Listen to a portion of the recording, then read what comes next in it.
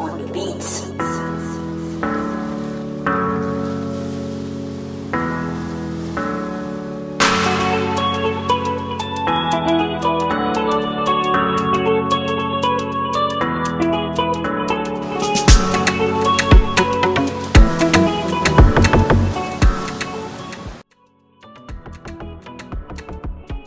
Bonjour, moi c'est Duciel Mélancolique et à l'état civil c'est Duciel Bey. Voilà, je suis beatmaker, rappeur et ingénieur de son. Et j'ai débuté en fait la musique, on va dire, entre 2010 et 2011. Et là on se retrouve en fait pour une petite vidéo dans les locaux du studio House Music.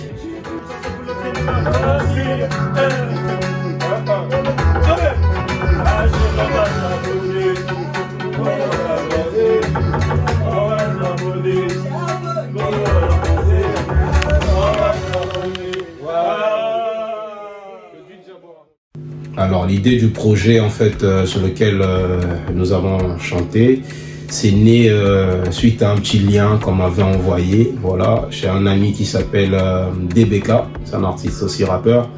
Et lorsque j'ai fini justement de regarder son clip, YouTube m'a suggéré justement un autre de ses sons. Et dans ce son-là, il parlait plus en fait d'amour, ce genre de choses. Il était vraiment dans le love en fait. Donc moi quand j'ai écouté, je lui ai dit, juste après en tout cas je l'ai écrit par WhatsApp pour lui dire que j'aurais aimé vraiment qu'on fasse une collaboration où on réunissait plusieurs artistes de la diaspora. Et il m'a dit qu'il est partant, donc c'est de là qu'est née l'idée, on va dire.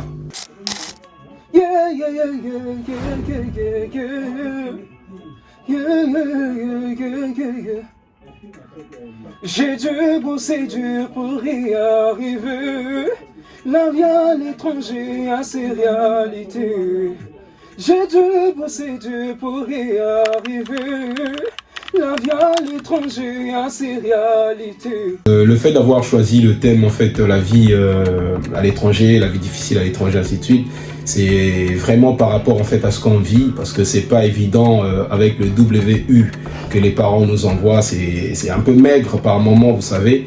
Donc si on reste là à croiser que les bras avec l'ego qu'on a à gérer, parce qu'il y a d'autres qui ont 2, 3, 4, 5, vous voyez un peu, c'est pas facile et deux fois il faut sortir un peu, s'amuser. Donc on peut pas compter que sur ce qu'on nous envoie. On est obligé justement de se réveiller très tôt le matin, d'aller en fait chercher, que ce soit un petit boulot comme ça, mais le fait qu'on arrive quand même à avoir un petit truc qui peut en fait nous garnir les poches, ça fait toujours du bien. Donc moi je me dis que c'était important en fait d'aborder ce thème là, parce que chacun de nous va justement se retrouver par tous les moyens possibles. Maman attend et pour toi je me donne, la vie est stone, il me faut du temps. Yami attend, je me donne à fond, la vie est stone, il me faut du temps. La vie c'est Kinda, tu marchais, tu t'en mets, tu remarches. La vie c'est trop hard, tu trébuches, tu t'en mets, tu remarches.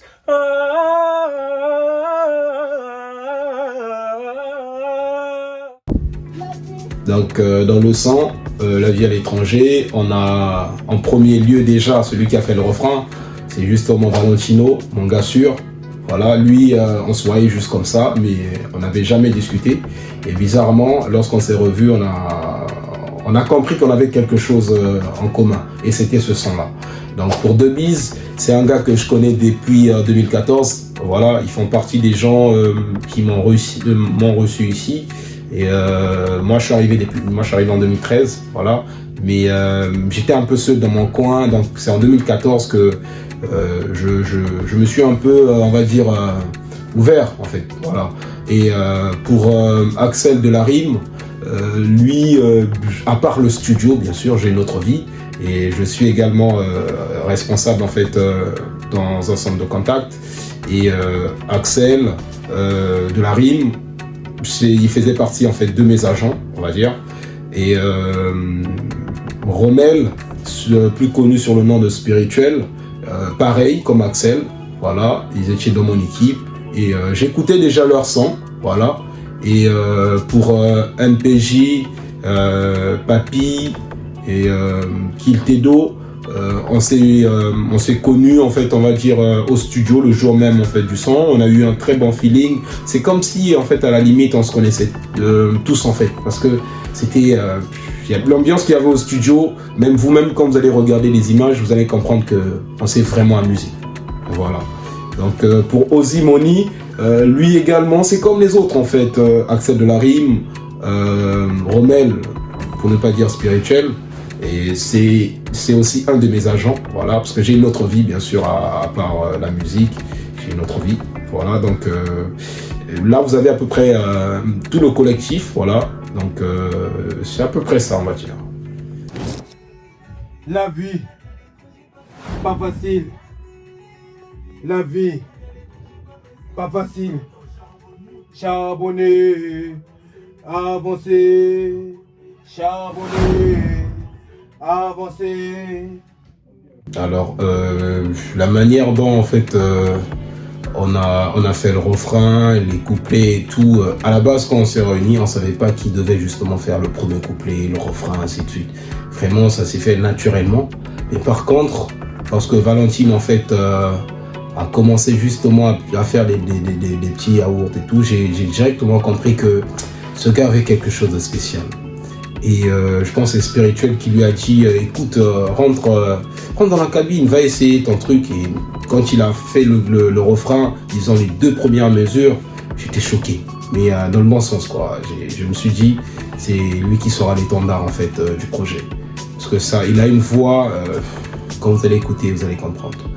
Et pour Debiz, quand il a fait le premier couplet, moi j'étais pas là en fait, j'étais pas, je m'étais déplacé, et quand j'arrive, je rentre dans le studio, à peine je reconnaissais sa voix, parce que tellement c'était magnifique en fait et agréable à entendre. Je me suis dit bah c'est pas lui, je lui ai même posé la question, c'est toi? Il me dit oui, parce que j'ai eu à faire des sons avec lui, je connais sa qualité artistique et autres, sa voix, ses techniques de chant, mais sur ce son je pense qu'il avait mis la barre très haute en fait.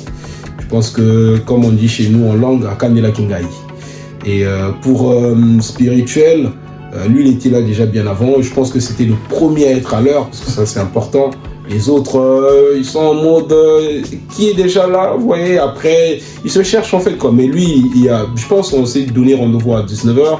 Et à 17h30, le gars il était déjà là. Donc on a même pris le temps de retravailler encore un peu sur le beat en lui-même. Et dès l'instant aussi, il a fait, je pense lui, c'est le 2e couplet. Et ce rap là, parce qu'il parlait vraiment des réalités en fait de Dakar, lui, son couplet était vraiment vivant, hein, c'était vraiment vivant, j'ai vraiment aimé aussi. Après le refrain est arrivé, Papy, il m'a surpris. Quand j'ai surpris, c'est dans la mesure où il était venu en mode, c'est comme s'il n'allait pas chanter. Et voilà, il était venu en mode, il n'allait pas chanter. Mais il était en train d'écrire son texte en fait. Il écrivait son texte calme. C'est le mec tout calme et tout genre timide. Mais ce qu'il nous a sorti, c'est une missile quoi. C'est une missile.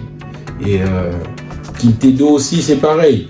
Mais le gars, dès qu'il est arrivé, il a fait quelques vibes avec Ozzy la mélo, Ozimoni. Ils ont essayé de faire des trucs.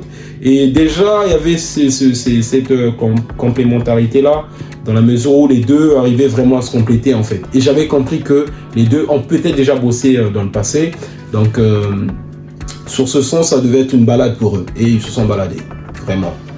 Et là où la personne également qui m'a aussi, je veux dire, là c'est vraiment par rapport en fait au mix et à la prise de voix, c'est MPJ, voilà, MPJ. Lui par contre, je savais pas qu'il maîtrisait aussi Cubase, ainsi de suite, je savais même pas. Et moi, on a fait des prises ensemble avec lui, mais moi j'ai pas trop travaillé sur le côté de prise de voix. Moi c'est plus au niveau du mixage et en fait à la programmation de l'instrumental. Parce que je viens de loin, moi Nali Bosso, faut na décoller. Au Sénégal tout n'est pas rose, je me donne à fond, faut na charbonner quand jamais. Connexion 242 tu connais, sur la vie de ma mère c'est carré. J'aimerais le meilleur de moi, je suis damné. Donc par rapport en fait à MPJ, lui il a plus fait en fait les prises de voix, et quand il faisait les prises je me disais est-ce que le gars là, après avoir écouté tous ces artistes là, la qualité de chant, la qualité de rap qu'on a dans le son, est-ce que le gars il va nous sortir quelque chose et tout, parce qu'il me disait moi aussi je vais chanter juste après, moi j'étais là en mode bon ok on va voir, est-ce qu'il va nous sortir, parce que je le vois plus dans la casquette d'ingé et tout, dans la mesure où les prises étaient tellement de qualité, il mettait les effets, les reverbs, l'autotune, il gérait chaque note, en fait, il ajustait même les notes et tout. Je me suis dit, il maîtrise trop pour finir en fait devant le mic à un moment donné.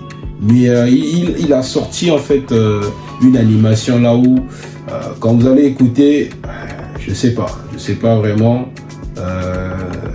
ça vient de quelle planète en fait ce qu'il a sorti ce jour-là.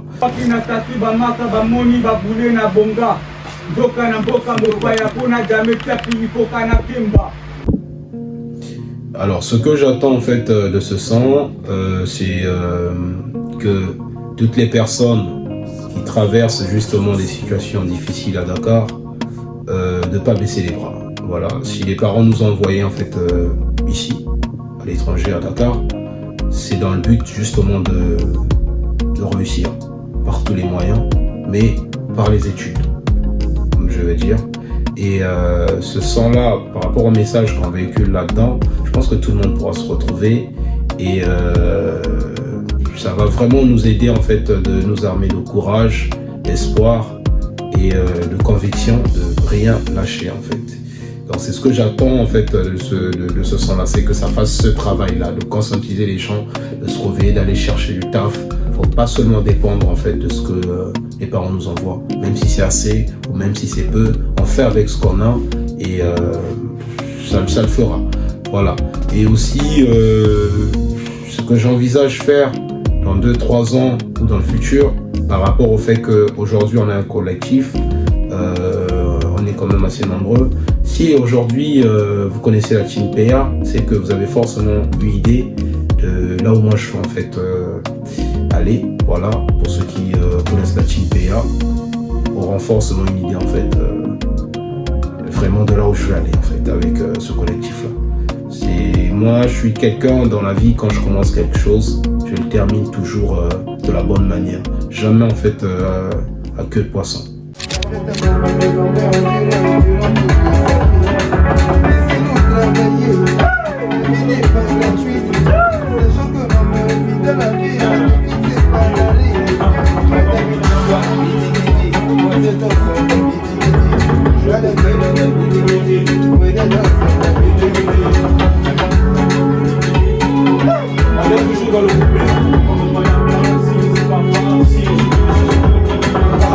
Voilà, moi je veux le faire couper, ça sort genre comme ça.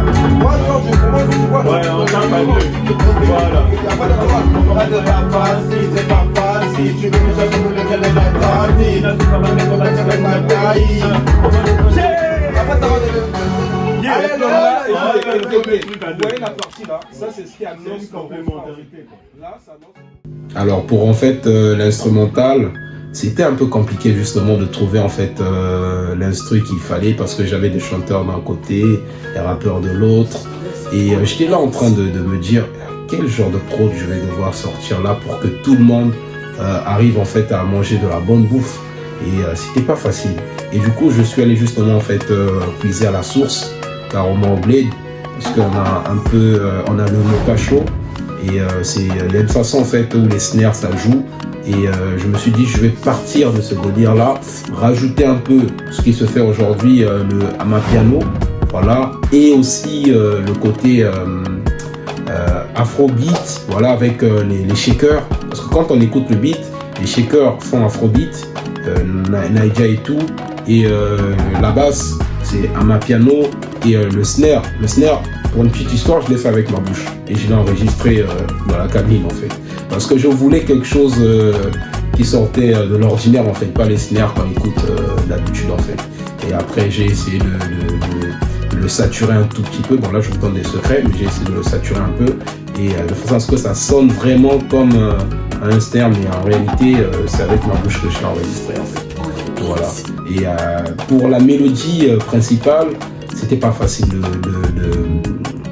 de la composer dans la mesure où il fallait que dès l'entame en fait de l'écoute, les personnes qui allaient écouter le beat, que ce soit les artistes ou même vous qui allez écouter, que tout le monde se retrouve en fait, se sente concerné. Et j'ai joué justement une guitare. Et chez nous, la guitare, ça compte beaucoup pour nous les Congolais. La guitare, dans la rumba, elle a une importance capitale en fait. Donc j'avais besoin justement de cette touche-là. Et j'ai réussi à regrouper tout ça et à sortir justement en fait, cet instrument-là que tous les artistes ont pu justement trouver un bonheur et un plaisir de chanter dessus. Boyoka, Nule, la solo, musique, Boyoka.